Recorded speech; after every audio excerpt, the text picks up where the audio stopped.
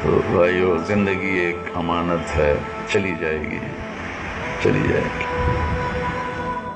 اب عمر بن عبدالعزیز 3 بر اعظم کا حکمران، 42 سال عمر، جوانی، اور علاج کے قابل۔ مرض ایسا تھا، علاج زہر دیا گیا تھا، اور زہر ایسا تھا جس کا علاج ہو سکتا تھا۔ طبیب نے کہا امیر المومنین علاج ہو سکتا ہے۔ فرمایا کہ یوں کہو نا کہ آپ کان کو ہاتھ لگاؤ گے تو آپ ٹھیک ہو جاؤ گے، میں اتنا بھی نہیں کروں گا، میں اپنے اللہ کی ملاقات کا شوق رکھتا ہوں، مجھے نہیں جینا۔ وہ ڈیفنس کے چھوٹے سے گھر کے مالک نہیں تھے، 3 بر اعظم پر سلطنت تھی، اور واحد شخص ہے جس کے زمانے میں کوئی بغاوت نہیں۔ بنو امیہ، بنو عباس کا جو آگے ایک لمبا سلسلہ چلا ہے، واحد حکمران ہے جس کے دور حکومت میں کوئی بغاوت نہیں، سب نے ہتھیار پھینک دیے، ان کے عدل کے سامنے سب نے گھٹنے ٹیک دیے۔ اور وہ شخص جب گورنر مدینہ تھا تو 60 اونٹوں پہ صرف اس کا ذاتی سامان لادا جاتا تھا دوران سفر۔ اور جب وہ دنیا سے جا رہا تھا تو ان کے سالے مسلمہ بن عبد الملک بہت نیک سرداروں میں سے تھے بنو امیہ کے۔ وہ حال پوچھنے آئے تو کپڑے میلے دے کر اپنی بہن سے کہا، فاطمہ ان کی بیگم، ان کی بہن عبد الملک کی بیٹی، کہ امیر المومنین کے کپڑے بدلوا دو، لوگ پوچھنے آ رہے ہیں۔ کہا جی بھائی بدلوا دیتے۔ اگلے دن آئے تو پھر وہی کپڑے، تو انہوں نے فرمایا کہ وہ کپڑے نہیں بدلوائے، تو وہ دوسری طرح منہ پھیر کے رونے لگیں، کہا کہاں سے بدلواؤں، جوڑا ہی ایک ہے، جوڑا ہی ایک ہے۔ گورنر کے طور پر 60 اونٹوں پہ صرف ان کا ذاتی سامان، اور جب وہ 3 بر اعظم کے بادشاہ ہیں تو کہتے ہیں جوڑا ہی ایک ہے، بدلواؤں کیا میں۔ وہ کہنے لگے مسلمہ، امیر المومنین کوئی بچوں کے لیے تو چھوڑ جاتے، کیا کریں گے آپ کے بعد؟ آپ نے ان کے لیے چھوڑا ہی کچھ، 12 دینار ٹوٹل پیسہ تھا جو موجود تھا، اس میں قبر بھی خریدی، کفن بھی خریدا، زمین، قبر کی زمین خریدی، پہلا بادشاہ جس نے قبر کی زمین خریدی، کفن خریدا، مزدوری طے کی قبر کھودنے والوں کی، اب ایک 6 مہینے بعد میری قبر پہ حل چلا دینا۔ سارے بنو امیہ کی قبروں پہ حل چل گئے، عمر کی قبر آج بھی موجود ہے۔ سارے بنو عباس کی قبریں مٹ گئیں، ہارون کا کتنا دبدبہ، غلغلہ کہاں، مامون کہاں، قبروں کے نشان، اس درویش کی قبر آج بھی زندہ سلامت موجود ہے۔ تو عمر کہنے لگے، عجیب بات، کہنے لگے مسلمہ میرے بھائی، حرام میں نے کھلایا نہیں، حلال میرے پاس تھا ہی نہیں، کہاں سے کھلاتا، کہاں سے جمع کر؟ سبحان اللہ، میرے رب کی قسم، اس شخص کے دور حکومت میں 3 بر اعظم میں زکوٰۃ لینے والا کوئی نہیں تھا، 3 بر اعظم زکوٰۃ لینے والا کوئی نہیں۔ لوگ لے کے نکلتے تھے زکوٰۃ، کوئی لیتا ہی نہیں تھا، کہ اللہ کا فضل۔ اور اپنے گھر کا جاتے ہوئے یہ حال ہے کہ حلال میرے پاس تھا نہیں، حرام میں نے کھلایا نہیں، تو میں کیا کرتا؟ کہنے کہ میں 1 لاکھ دیتا ہوں، آپ ان کے لیے قبول کریں۔ 1 لاکھ اس زمانے میں کتنی بڑی دولت۔ کہنے کہ وعدہ، کہنے کہ وعدہ، کہا اچھا ایسا کرو، جہاں جہاں سے ظلم کر کے یہ پیسہ اکٹھا کیا نا، وہاں واپس کر دو، میرے بچوں کو ضرورت کوئی نہیں ایسے پیسے جس میں حرام کی بو تھی۔ پھر کہنے کہ میرے بچوں کو بلاؤ، بچوں کو بلایا۔ کہنے کہ بچوں میرے سامنے 2 راستے تھے، ایک یہ تھا کہ میں تمہارے لیے پیسہ اکٹھا کرتا، چاہے حرام ہوتا چاہے حلال ہوتا، اور خود جہنم میں چلا جاتا۔ دوسرا راستہ یہ تھا، میں تمہیں تقویٰ سکھاتا، اللہ سے جوڑ دیتا اور خود جنت میں چلا جاتا۔ تو میں نے تمہیں دوسرا راستہ سکھایا ہے، تم اگر نیک ہوگے اللہ تمہیں کبھی ضائع نہیں کرے گا، تم نافرمان ہوگے تو مجھے تمہاری ہلاکت کی پرواہ کوئی نہیں۔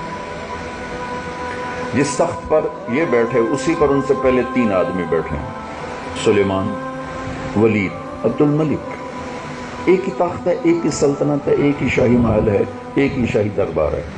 پہلے 3 اس تخت پہ اللہ کو ناراض کرتے رہے، یہ بندہ اس تخت پہ اللہ کو راضی کرتا رہا۔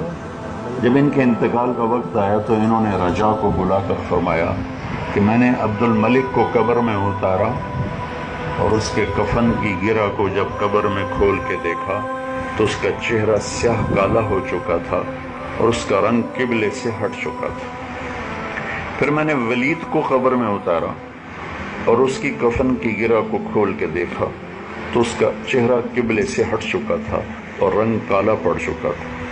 پھر میں نے سلیمان کو قبر میں اتارا تو میں نے اس کی قبر کی گرہ، اس کی کفن کی گرہ کو کھول کے دیکھا تو اس کا چہرہ قبلے سے ہٹ چکا تھا اور رنگ کالا پڑ چکا تھا۔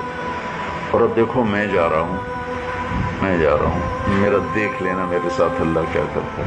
سلیمان کی میت کو جب قبر کے قریب کیا اتارنے کے لیے تو ہلنے لگا، تو اس کے بچوں نے کہا ہمارے ابا زندہ ہیں، وہ سکتہ ہو گیا۔ تو عمر بن عبدالعزیز نے فرمایا کہ بیٹو زندہ نہیں ہے، قبر کا عذاب پہلے شروع ہو گیا، جلدی کرو، جلدی شروع ہو۔ اچھا یہ ان تینوں نے کیا کوئی بدماشی کی تھی، کوئی فحاشی، نمازیں چھوڑی تھی؟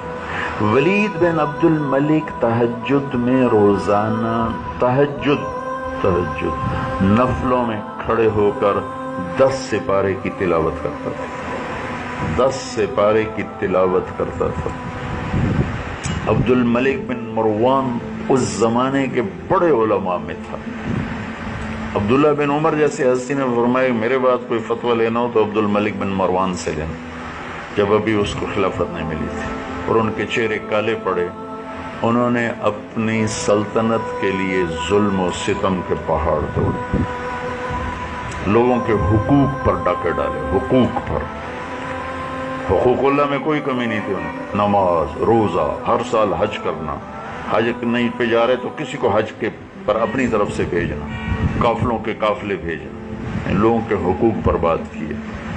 اللہ نے چہروں کے رخ قبلے، شرابی کا چہرہ قبلے سے نہیں مڑتا، چہرہ کالا نہیں ہوتا، یہ تو موت آخرت میں ساری چیزیں ظاہر ہونے والی ہیں، کسی کو اللہ تعالیٰ عبرت کا نشان بنانے کے لیے دکھا دیتا ہے۔ کہا بھائی مجھے دیکھ لینا میرے ساتھ کیا ہوتا ہے۔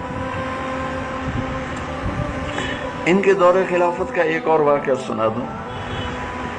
تاجر لوگ بیٹھے ہیں پیسہ کمانے میں، ہمارے ہاں جھوٹ سچ کو نہیں دیکھا جاتا، حلال حرام کو نہیں دیکھا جاتا، سود تجارت کو نہیں دیکھا جاتا، بس کاروبار ہے۔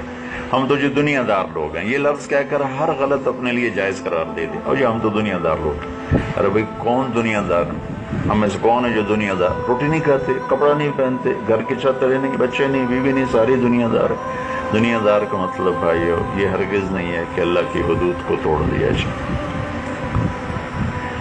یہ عید کا موقع آیا تو ان کے بچوں نے اپنی ماں سے کہا کہ ابا سے کہو ہمیں کپڑے لے کر دیں، عید کے لیے کپڑے لے کر دیں۔ فاطمہ بنت عبد الملک انسانی تاریخ میں واحد خاتون ہے جس کی ٹکر کی سیاسی طور پر کوئی عورت آج تک نہیں ہے، آج تک، کل کا پتہ نہیں، آج تک۔ یہ عورت 7 نسبتوں سے شہزادی تھی، اس کا دادا بادشاہ بنا، اس کا باپ بادشاہ بنا، اس کا خامند بادشاہ بنا، اس کے 4 بھائی بادشاہ بنے۔ 7 نسبتوں سے یہ خاتون ملکہ گزری ہے، ایسی عورت آج تک کوئی نہیں آئی سیاسی دنیاوی لحاظ سے۔ جب حضرت عمر خلیفہ بنے تو کہیں گے فاطمہ میں تیرا حق ادا نہیں کر سکوں گا، طلاق چاہو تو لے لو۔ کہا نہیں مجھے نہیں چاہیے، کہ پھر مجھے اپنا حق معاف کرو۔ کہا میں نے معاف کیا۔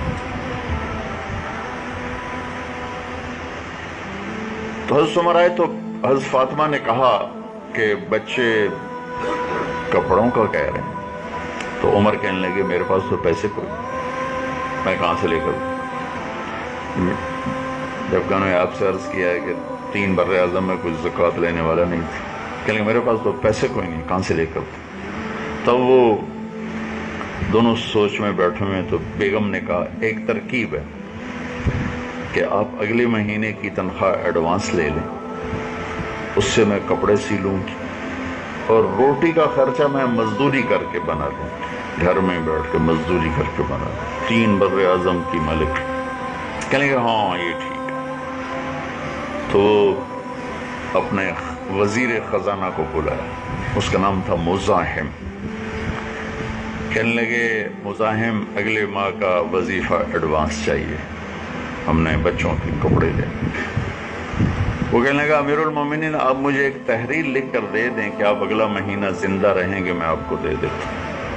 آپ مجھے گارنٹی لکھ کے دے دیں کہ آپ 1 ماہ زندہ رہیں گے، میں آپ کو دے دیتا ہوں۔ چپ کر کے اٹھے، ایک لفظ نہیں بولے اور گھر آ گئے اور کہا فاطمہ بچوں سے کہہ دو کہ تمہارا باپ کپڑے لے کے نہیں دے سکتا۔ اوہو، یہ کہنا آسان تھوڑا ہی ہوتا ہے، جبکہ اتنے اسباب ہاتھ میں ہوں۔ جس کے پاس ہے ہی نہیں وہ تو ہے ہی، صبر ہی ہے، لیکن جس کے پاس سب کچھ ہے پھر وہ کہتا ہے کہ نہیں۔ تو عید کی نماز کے بعد جب سارا خاندان ملنے کے لیے آیا، بنو امیہ، بچے بھی آئے، تو بچوں کی حالت وہی شکستہ تھی۔ تو عمر رضی اللہ کی آنکھوں میں آنسو آ گئے اور فرمانے لگے کہ بچوں آج تم سوچتے ہوگے کہ ہمارے باپ نے بڑی زیادتی کی، ہمیں ایک جوڑا ہی نہیں لے کر دیا۔ تو ان کے ایک بیٹے تھے عبد الملک، وہ باپ سے پہلے ہی فوت ہو گئے تھے۔ کہنے لگے امیر المومنین آج ہمارا سر بہت اونچا ہے، ہمارے باپ نے خیانت نہیں کی، ہمارے باپ نے خیانت نہیں کی، میرے دیس کو لوڈ شیڈنگ نے ڈبویا، میرے دیس کو جھوٹ اور خیانت نے اور ظلم نے ڈبویا۔ جس قوم میں، جس فرد میں، قوم یا فرد جھوٹ ہوگا، ظلم ہوگا، دھوکہ ہوگا، انہیں تباہی سے کوئی نہیں بچا سکتا۔ جس قوم یا فرد میں انصاف ہوگا، سچائی ہوگی، دیانت ہوگی، اسے دنیا کی ساری طاقتیں مل کر ذلیل نہیں کر سکتی، چاہے وہ کافر ہے چاہے وہ مسلم۔ یہ قانون مسلم کافر سب کے لیے برابر ہے اس دنیا میں۔ سچائی، دیانت، انصاف جس معاشرے میں ہوگا اس معاشرے کو اللہ عزت دے گا، چاہے وہ تحریہ ہوں۔ اللہ کو بھی گالیاں نکالتے ہوں تو اللہ اپنے قانون کو پورا کرے گا۔ اور جس معاشرے میں ظلم ہوگا، جھوٹ اور خیانت ہوگی، انہیں اللہ ضرور ذلیل کرے گا، چاہے رات کو تہجد پڑھیں، دن میں روزہ رکھیں۔ تو بھائیو، زندگی ایک امانت ہے، چلی جائے گی، چلی جائے گی۔